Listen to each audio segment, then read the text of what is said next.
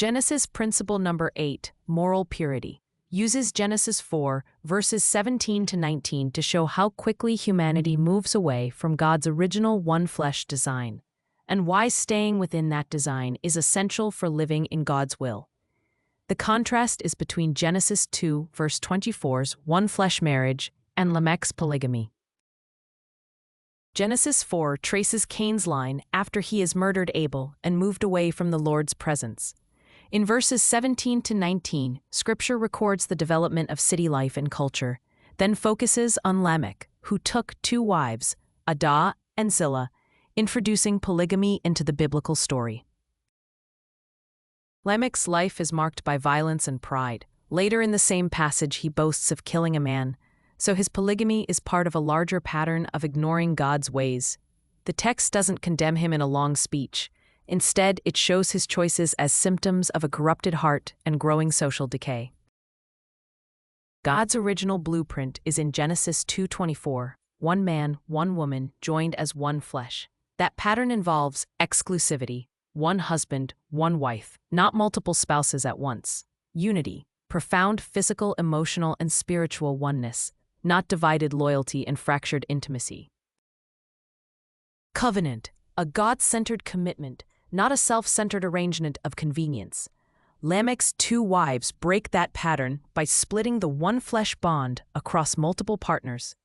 Rather than a single, mutually self-giving union, his relationships model possession and division, which historically leads to jealousy, favoritism, and relational pain.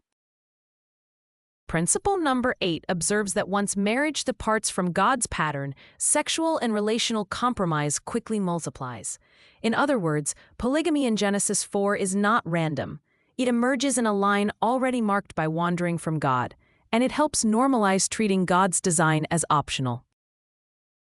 From that, the principle is framed positively. To live in God's will, protect the one-flesh union rather than stretching or breaking it through extra partners, affairs, or casual sexual relationships. Moral purity is not just about avoiding bad acts, it is about preserving the integrity of the God-given marriage bond. Preserving the integrity of the God-given marriage bond so it reflects His character and purposes. Implications for relationships today. Applied today, this principle calls believers to enter marriage with a one-flesh mindset.